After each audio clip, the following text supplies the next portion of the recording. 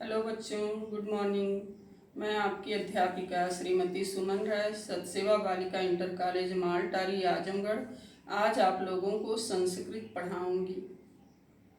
Hello बच्चों, आज हम लोग संस्कृत में कक्षा 9 का प्रथमा पाठ, कक्षा 9 में गद्य भारती प्रथमा पाठ में अस्माकं राष्ट्रीय प्रतीकानि नामक पाठ पढ़ेंगे। अस्माकं राष्ट्रीय प्रतीकानि यानी हमारे राष्ट्रीय चिन्ह, प्रतीक माने चिन्ह। तो सभी राष्ट्र किन्हीं विशेष वस्तुओं को अपने राष्ट्रीय प्रतीक के रूप में स्वीकार करते हैं। हमारा देश भी अपने राष्ट्रीय प्रतीक को स्वीकार करता है, जिससे आप परिचित भी होंगे। पक्षियों में राष्ट्रीय प्रतीक मोर है, पशुओं में व्याघ्र है, फूलों में कमल है और राष्ट्रीय गान, हमारा राष्ट्रीय गान राष्ट्रीय प्रतीक है, राष्ट्र का प्रतीक है और राष्ट्रीय ध्वज। तो हमारे देश में 5 राष्ट्रीय चिन्ह स्वीकार किए गए हैं। ऐसे ही सभी देश अपने राष्ट्रीय प्रतीक को, चिन्ह को स्वीकार करते हैं, जिससे उस देश की झलक मिलती है कि यह देश कैसा है, इस देश में क्या क्या है, क्या बढ़िया चीज़ें हैं। तो चलिए अब हम लोग पढ़ते हैं अस्माकं राष्ट्रीय प्रतीकानि। सर्वेषु राष्ट्रेषु, सभी राष्ट्रों में राष्ट्रीय वैशिष्ट्य युक्तानि वस्तूनि, राष्ट्रीय विशेषताओं से युक्त वस्तुएं प्रतीक रूपेण, प्रतीक के रूप में तत्रैः जनैः, वहाँ के निवासियों के द्वारा स्वीक्रियन्ते माने स्वीकार की जाती हैं। तेष प्रतीकेषु, उन प्रतीकों में तद राष्ट्रस्य, उस राष्ट्र का गौरवम, गौरव, चारित्र्यम, चरित्र, गुणाश्च और गुण प्रतिभासन्ते, प्रकाशित होते हैं, दिखाई देते हैं।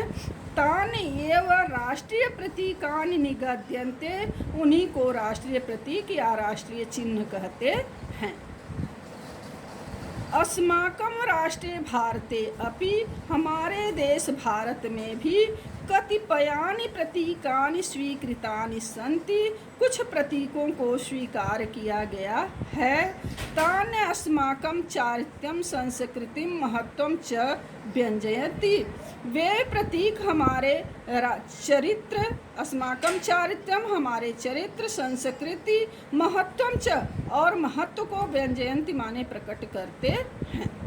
पक्षीषु कतमः, पक्षियों में कौन, पशुषु कतमः, पशुओं में कौन, पुष्पेषु कतमः और फूलों में कौन, वा अस्माकं राष्ट्रीय महिम्नः, कौन हमारी राष्ट्रीय महिमा का प्रातिनिध्यम विदधाति, प्रतिनिधित्व करता है।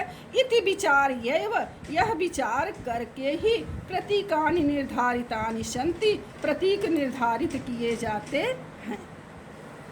मयूरः, मोर, पक्षीषु मयूरः राष्ट्रीय पक्षी रूपेण स्वीकृतो अस्ति, पक्षियों में मोर राष्ट्रीय पक्षी के रूप में स्वीकृत है।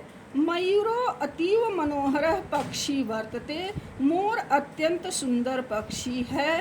चंद्र कवले सम्मिलितानि चित्रितानि तस्य पीक्षानि, चंद्रमा के आकार से चित्रित तस्य पीक्षानि, उसकी पूछें, मनांसि हरन्ति, मन को हर लेती हैं, मन को मोह लेती हैं। यदा गगनं श्यामलैः मेघैः आच्छन्नं भवति, यदा जब गगनम आकाश श्यामलैः मेघैः आच्छन्नं भवति, काले बादलों से घिरा होता है। तदा मयूरो नृत्यति, तब मोर नाचता है। तस्य तदानीन्तनं नर्तनम, उस समय का उसका नृत्य, नयन सुखकरम अपि, नेत्रों को सुख देने वाला भी, चेतश्चमत्कारकम च, चेतश्चमत्कारकम भवति और चित्त को चमत्कृत करने वाला होता है, मन को प्रसन्न करने वाला होता है। मधु मधुर स्वरो अपि मयूरो, शहद के समान मधुर स्वर होने पर भी मयूरो, मोर, विषधरान भुक्ते, सांपों को खा जाता है। इदम एव अस्माकं राष्ट्रीय चरित्रम विद्यते, यही हमारा राष्ट्रीय चरित्र भी है। सर्वैः सह मधुरम वाच्यम, सभी के साथ मधुर बोलो, अच्छा बोलो। मधुरम व्यवहरितव्यम, अच्छा व्यवहार करो। मधुरम आचरितव्यम, अच्छा आचरण करो।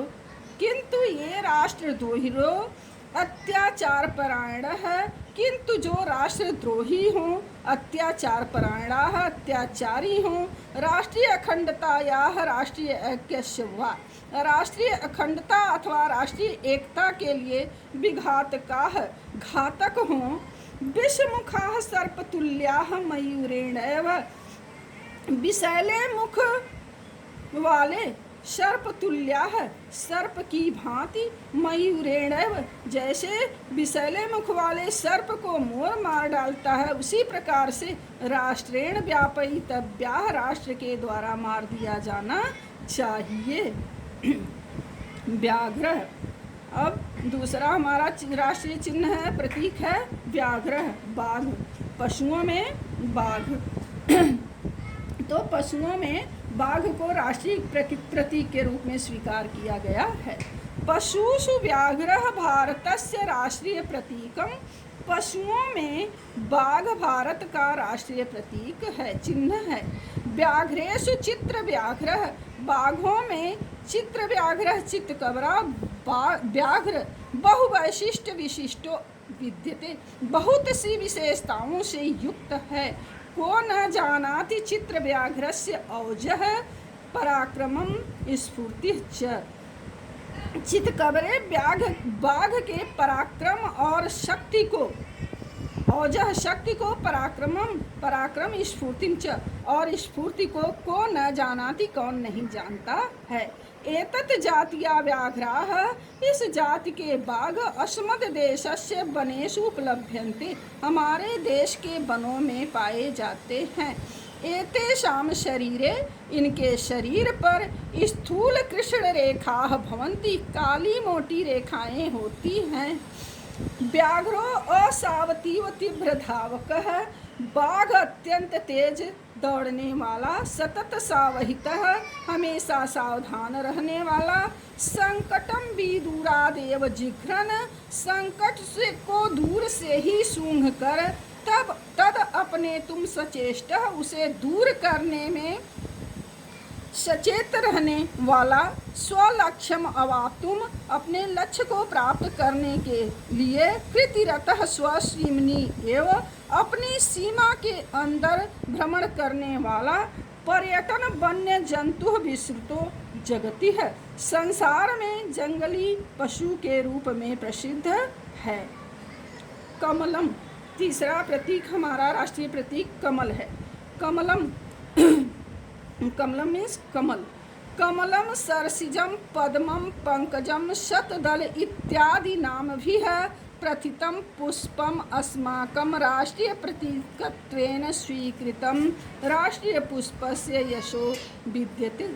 कमलम कमल, सरसिजम सरसिज, पद्मम पद्म, पंकजम पंकज, शतदल इत्यादि नाम भी है। शतदल आदि नामों से कमल, सरसिज, पद्म, पंकज, शतदल इत्यादि नामों से प्रथितम पुष्प अस्माकं, प्रसिद्ध फूल, अस्माकं राष्ट्रीय प्रतीकत्वेन, हमारे राष्ट्रीय प्रतीक के रूप में स्वीकृत होकर, राष्ट्रीय पुष्पस्य यशो विद्यते, राष्ट्रीय पुष्प के यश को बढ़ाता है।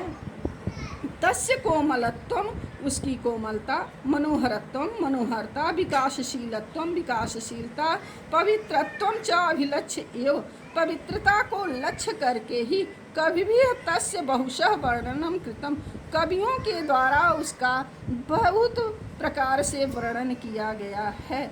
न कश्चित् महाकवि संस्कृत भाषायां हिंदी भाषायां वा विद्यते, हिंदी भाषा अथवा संस्कृत भाषा में कोई ऐसा महाकवि नहीं है।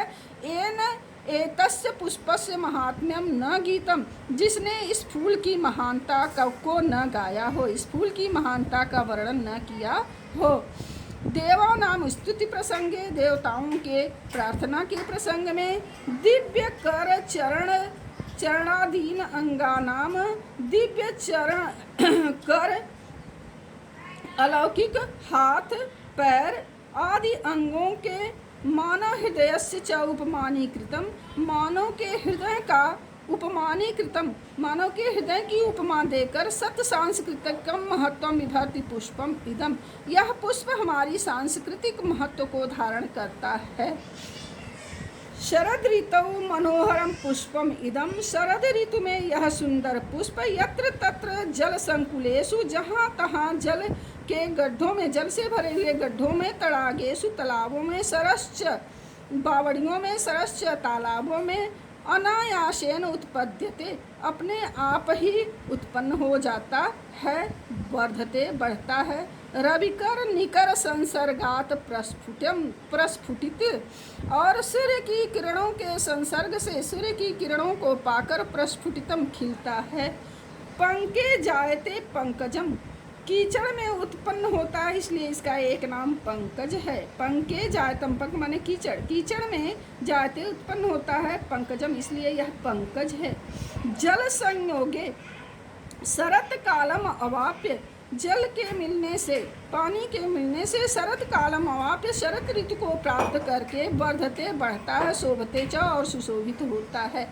तथैव ठीक उसी प्रकार से कस्मिश्चित कुले जातः जनः किसी भी कुल में उत्पन्न मनुष्य सौविध्यम उपयुक्त अवसरम च लब्ध्वा सुविधा और उपयुक्त अवसर को लब्ध्वा माने पाकर वर्धितुम क्षमत बढ़ने में समर्थ है। इति तत्पुष्पस्य राष्ट्र कृते संदेश यही इस पुष्प का राष्ट्र के लिए संदेश है। राष्ट्रगानम चौथा राष्ट्रगान चौथा राष्ट्रीय चिन्ह या राष्ट्रीय प्रतीक हमारा राष्ट्रगान है। राष्ट्रगान के बारे में आप सभी लोग परिचित हैं। तो देखिए सर्वेषां स्वतंत्र देशानां स्वकीयम एकम गानम भवति सर्वेषां स्वतंत्र देशानां सभी स्वतंत्र देशों का स्वकीयम एकम गानम भवति अपना एक गान होता है गाना होता है। तद एव राष्ट्र गान संज्ञा अवबुध्यते उसी को राष्ट्रगान के नाम से जाना जाता है। प्रत्येकम राष्ट्रम स्वराष्ट्रगानस्य सम्मानम करोति प्रत्येक राष्ट्र अपने राष्ट्रगान का सम्मान करता है। महत् अवसरेषु तद गानम गीयते महत्वपूर्ण अवसरों पर उसे गाया जाता है। यदि कश्चित अन्य राष्ट्राध्यक्षो अस्माकं देशम आगच्छति यदि किसी दूसरे देश के राष्ट्राध्यक्ष यानी प्रधानमंत्री मुख्यमंत्री आदि प्रधानमंत्री राष्ट्रपति आदि अस्माकं देशम आगच्छति हमारे देश में आते हैं तदा तस्य सम्मानाय तब उनके सम्मान में तस्य राष्ट्रगानम उनका राष्ट्रगान अस्मत् राष्ट्रगानम च और हमारा राष्ट्रगान वादकैः वाद्यते वाद्य यंत्रों के साथ बजाया जाता है गाया जाता है। महती नाम सभा नाम समापने महान सभाओं के समापन में तस्य गानम आवश्यकम उसको गाना आवश्यक होता है। विद्यालयेषु प्रार्थना अनंतरम विद्यालयों में प्रार्थना के बाद प्रतिदिनम राष्ट्रगानम गीयते प्रतिदिन राष्ट्रगान गीयते गाया जाता है। अस्माकं राष्ट्रगानम विश्वकविना कवींद्रेण रवींद्रेण रचितम जनगण मन इति संज्ञया विश्वे विश्रुतम वर्तते हमारा राष्ट्रगान विश्व कवि कवींद्र रवींद्र द्वारा रचित जनगण मन नाम से संपूर्ण विश्व में प्रसिद्ध है। अस्माकं राष्ट्रगाने हमारे राष्ट्रगान में भारत अंगभूता नाम अनेक प्रांतानां भारत के अंगभूत अनेक प्रांतों का विंध्य हिमालय पर्वतयोः विंध्याचल हिमालय पर्वतों का गंगा यमुना प्रभृति नदी नाम च उल्लेखम गंगा यमुना आदि नदियों का उल्लेख करके देशस्य विशालत्वम देश की विशालता को राष्ट्रस्य अखंडत्वम राष्ट्र की अखंडता का संस्कृते गौरवम च और संस्कृत के गौरव का विश्व कविना वर्णितम विश्व कवि ने वर्णन किया है। राष्ट्रगानम इदम 52 पलात्मकम भवति यह राष्ट्रगान द्वापंचाशत यानी 50 2 52, 50 माने 50, 2 माने 2, 52 सेकेंड का होता है। तस्य गाने द्वापंचाशत पलात्मकम कह समयो अपेक्षिते, उसे गाने में केवल 52 सेकेंड का समय ही अपेक्षित है। न ततो अधिको न वा ततो न्यूनः, न उससे अधिक न उससे कम। तस्य आरोह अवरोहो अपि निश्चितो, उसमें आरोह और अवरोह भी निश्चित है। उसमें उतार और चढ़ाव भी निश्चित है। तत्र विपर्ययः कर्तुम न शक्यते, उसमें कोई परिवर्तन नहीं किया जा सकता है। राष्ट्रगानम सदा उत्थितैः जनैः सावधान मुद्रया गेयम्, राष्ट्रगान हमेशा खड़े होकर लोगों के द्वारा हमेशा खड़े होकर सावधान मुद्रा में गाया जाना चाहिए। राष्ट्रगान अवसरे अंग संचालन निषिद्धम, राष्ट्रगान के अवसर पर अंगों का हिलाना डुलाना वर्जित है। चलतो अपि कस्यचित् कर्णकुहरे गीयमानस्य राष्ट्रगानस्य ध्वनिः दूरात् आपतति, चलतो अपि कस्यचित्, यदि किसी के चलते हुए भी कान में राष्ट्रगान का गाए जाते हुए राष्ट्रगान की ध्वनि दूरादेव आपतित, दूर से ही आती है, चेत तो तदा तत्रैव, तो वहीं पर सावधान मुद्रया में तेन अविचलम स्थातव्यम, उसे खड़े हो जाना चाहिए।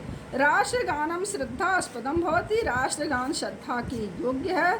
श्रद्धा एव इदम गेयम, इसे श्रद्धा पूर्वक ही गाया जाना चाहिए।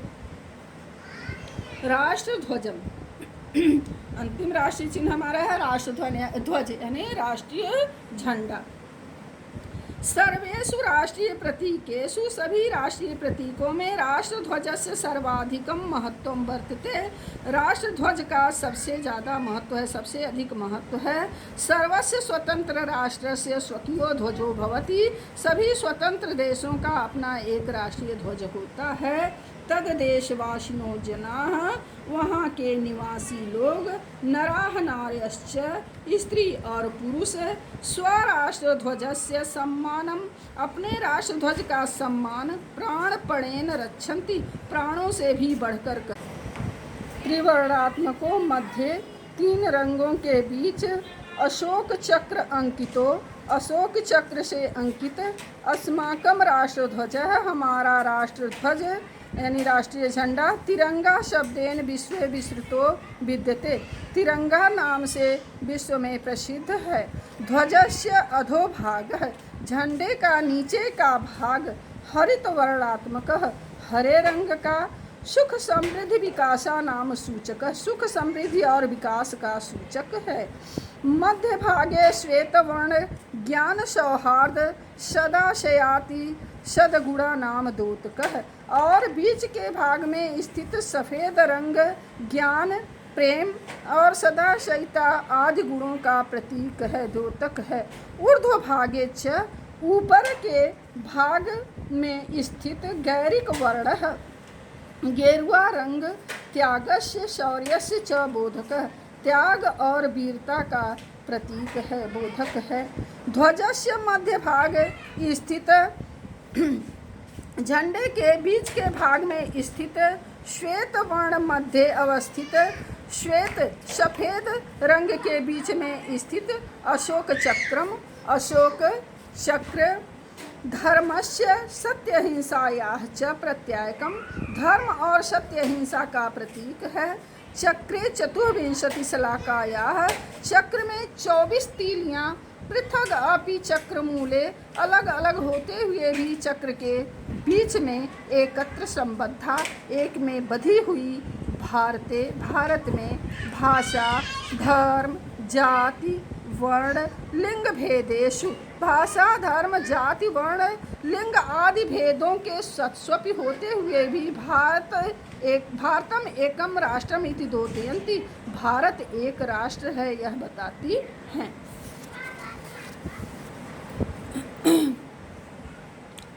राष्ट्रध्वजो निर्धारित दीर्घ विस्तार परिमितो भवितव्यम, राष्ट्रध्वज निश्चित माप का होना चाहिए। येष सदा स्वच्छो अविकृत वर्णः तिष्ठेत, यह हमेशा स्वच्छ तथा अविकृत वर्ण का होना चाहिए, अर्थात इसका रंग मैला नहीं होना चाहिए। जीर्ण शीर्णो विदीर्णो वा ध्वजो, कटा फटा पुराना झंडा न उपयोग के योग्य नहीं होता है। समुच्छीय माणः ध्वजो, फहराया हुआ झंडा, अस्तम गते सूर्य के अस्त हो जाने पर, डूब जाने पर, समवतारे उतार कर सुरक्षितम संरक्षितव्यम, सुरक्षित रख दिया जाना चाहिए। राष्ट्रीय शोक अवसरे, राष्ट्रीय शोक के अवसर पर, ध्वजो अधम उच्यते, झंडे को अधम उच्यते, आधा फहराया जाता है।